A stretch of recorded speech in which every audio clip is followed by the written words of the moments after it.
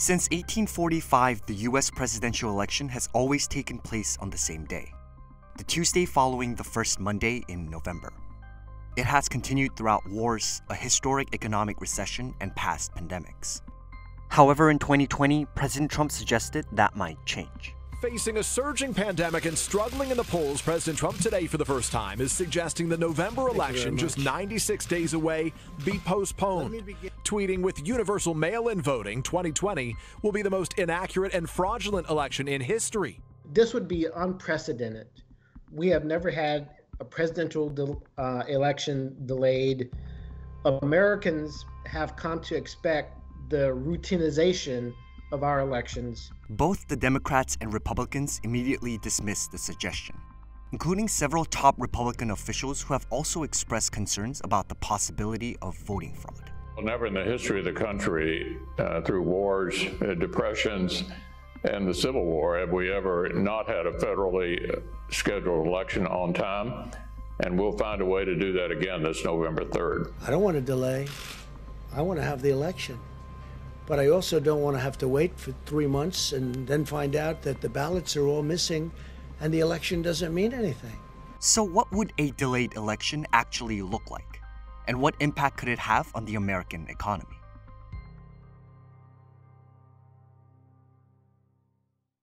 Although a delayed election could mean a number of changes, it's unlikely that it will affect the process of voting. It wouldn't necessarily change how we vote. In the event that Congress changed election day, that would only change the final deadline, but it wouldn't reset the conditions for the election period that we're used to. Postponing an election by just a couple of weeks or even a month would simply mean a later result. However, it becomes complicated if the election is moved past January 20th. The Constitution's vague and ambiguous on a lot of things, but this one is crystal clear that at noon on January 20th, on Inauguration Day, President's term is over, and the Vice President's term is over. For some reason, we don't have an election. At 12:01, he's out of office, period. The person who is empowered to gain office at that point is the person who won the 2020 election. Both the US Constitution and the Presidential Succession Act of 1947 clearly established the order in which officials assume the duties of the presidency if the position is vacant. Right now, unless Congress changes the rules, the Speaker of the House at that point would take over. Now, we also have elections coming up this November for every member of the House.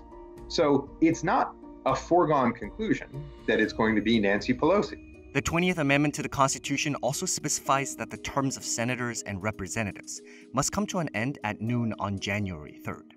If the general election is also delayed for some reason beyond this date, chances are there won't be a Speaker of the House to take up the position, in which case the position would then be passed down to the President pro tempore.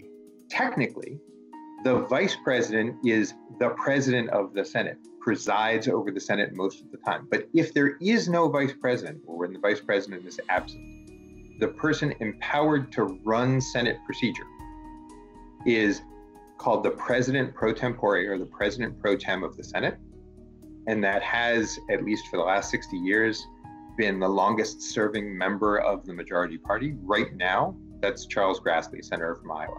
However, with 23 Republican seats and 12 Democratic seats up for election this year, a postponed election after January 3rd would mean that the Democrats could have a majority in the Senate once those seats are vacant. In which case, Senator Patrick Leahy from Vermont would then assume the role of presidency. To make matters even more confusing, there's no guarantee that Democrats will have a majority in the Senate, since the 17th Amendment to the Constitution also allows individual states to appoint temporary members of the Senate once the seat is vacant. So if delaying the election affects all elections, we have severe chaos.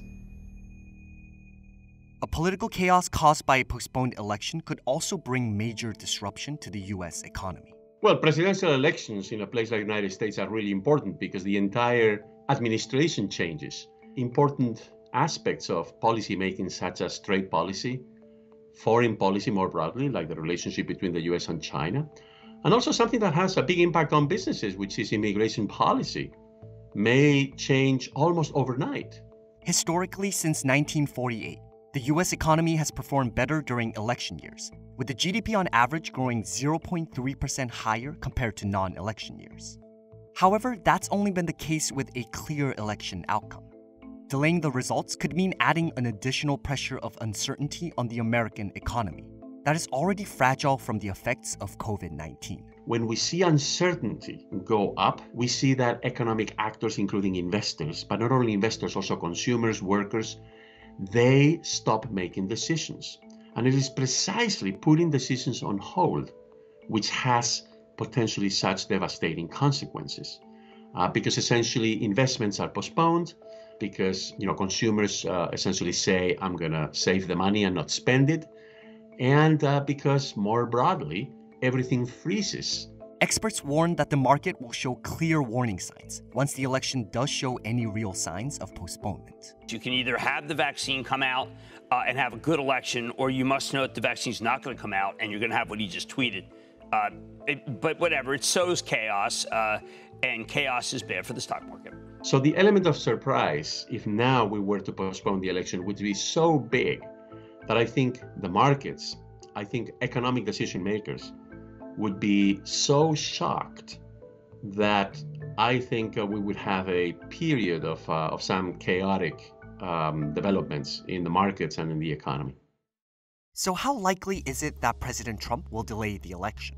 In lots of other places, he actually does have a lot of authority, mostly because Congress has given him a lot of authority. But in the election sphere, the president is a participant and has no authority whatsoever to change the rules. The federal government does not run statewide elections. That is up to the states, and that is also up to Congress.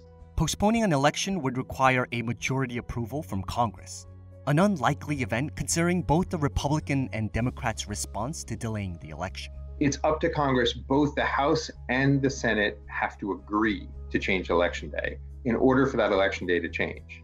And there's an awful lot that Nancy Pelosi and Mitch McConnell don't necessarily agree on. It's extremely unlikely that they're going to agree to move Election Day for any reason whatsoever.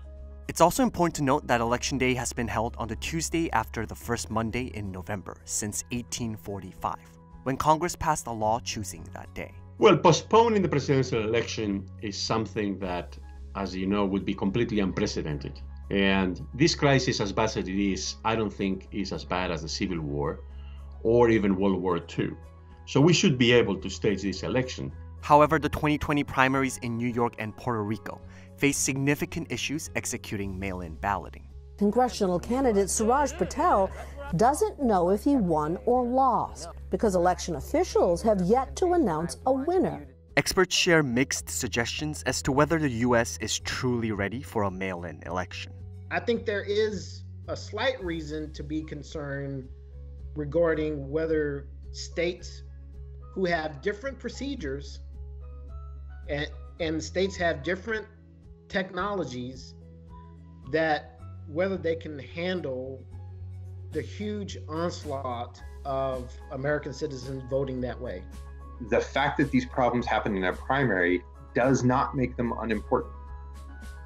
But it does mean that both election officials and voters have time to learn and to get better before November. Nonetheless, a decision to change the date of an election could potentially determine the ideas that a democratic election stands for in the United States. We want all of the electorate to know that when they make their choice reliably, it's not going to be ignored, it's not going to be postponed, it's going to be listened to. And in order to maintain that confidence, we need the schedule to be set.